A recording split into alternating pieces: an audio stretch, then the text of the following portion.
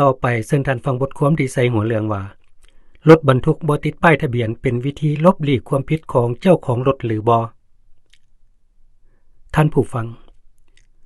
ปัจจุบันเห็นได้ว่าแต่ละมื้อแต่ละวันแม้นมีรถบรรทุกขนาดน้อยและขนาดใหญ่จากเจ้าของหัวหน่วยธุรกิจหลายแห่งแล่นไปมาเพื่อส่งดินดำดินแดงหินทรายรวมทั้งรถโม่ซิมังเพื่อส่งให้ลูกค้าของตนปรากฏว่ามีจำนวนบ่น้อยบ่ติดป้ายทะเบียนเป็นพฤติกรรมที่เข้าข่ายผิดต่อระเบียบจราจรและข้อห้ามของแผนกโยธาธิการและขนส่งนครหลวงวิจันทร์ซึ่งเป็นการจงใจละเมิดเพื่อลบหลีกการกระทำผิดของเจ้าของรถหรือเป็นย้อนสภาพเก่าของรถหรือบ่และยะผ่านมารถบรรทุกแก่ดินแก่หินแก่ทรายยังถือเบาบ่เอาใจใส่ปฏิบัติระเบียบการขนส่งได้ดีเท่าที่ควรบรรทุกเกินขอบด้ามบ่มีผ้าบัดปกปิดเวลาขนส่งปะให้ดินหินทรายฟุ้งกระจายไปทั่ว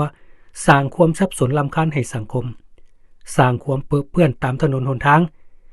แต่อันที่ให้แห้งไปกว่านั้นแม้นการแล่นรถบ่มักปฏิบัติตามระเบียบการสัญจรทางบกพาให้เกิดอุบัติเหตุเรื่อยๆเฮ็ดให้มีความสูญเสียทางทรัพย์สินและชีวิตของคนร่วมทางมาหลายกรณีเพื่อความเป็นระเบียบเรียบร้อยของบ้านเมืองและเพื่อลดพรอุบัติเหตุลง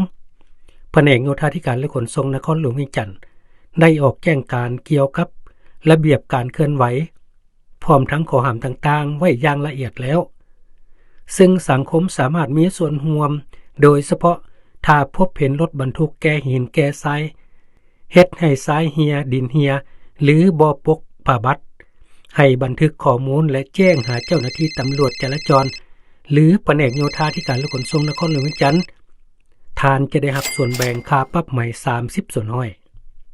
อย่างใดก็ตาม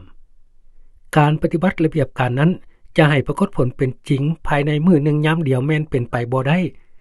แต่สิ่งที่น่าสงสัยก็คือตลอดระยะหลายปีผ่านมากฎหมายของพวกเฮามีไว้ข้อห้ามและมาตรการปรับไหมก็มีไว้แต่เป็นหยังปรากฏเห็นมีรถขนดินขนทรายที่ละเมิดระเบียบอย่างแพร่หลายเป็นต้นแม้นบ่มีผ้าปกและเฮ็ดให้เศษดินเศษทรายเศษปูนเหี่ยใส่ทางสร้างความเปื้อนและเสี่ยงก่อให้เกิดอุบัติเหตุเท่านั้นยังบ่พอแทนที่จะลดน้อยถอยลงสัมผัสพบเห็นหลายขึ้นกว่าเก่าสิ่งที่สังคมตั้งคำถามและน่าสงสัยก็คือพวกเขาเฮ็ดเหมือนเสยต่อระเบียบการและความปลอดภัยทางสังคมได้แนวใดแล้วเจ้าหน้าที่จะแก้ไขแบบจริงจังแท้หรือบ่ถึงเวลาแล้วหรือบ่ที่พวกเขาทุกคนในสังคมจะต้องช่วยกันปฏิบัติตามแจ้งการของแผนกโยธาธิการและขนส่งนครหลวงวิจันทร์ที่ได้ออกแจ้งการนั้นมาเป็นต้นช่วยกันส่องแสงตั้งข้อสังเกตว่าถ้าพบเห็นรถบ่ติดป้ายทะเบียนให้ถ่ายคลิปวิดีโอส่งให้และถ่ายรูปโพสต์ลงทางโซเชียลเพื่อเป็นข้อมูลให้เจ้าหน้าที่เกี่ยวข้องในการติดตามนำเอาผู้ฝ่าฝืนมาลงโทษตามระเบียบกฎหมายและสิ่งสำคัญที่สุด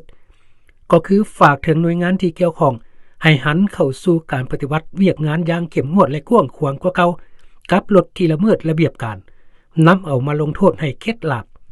สร้างบรรทัดฐานทางสังคมใหม่ทั้งนี้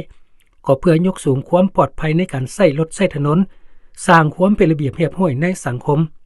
ถ้าบ่ดังนั้นระเบียบแจ้งการที่ออกมานั้นก็จะบ่มีประโยชน์หยังเลยแม่นหรือบ่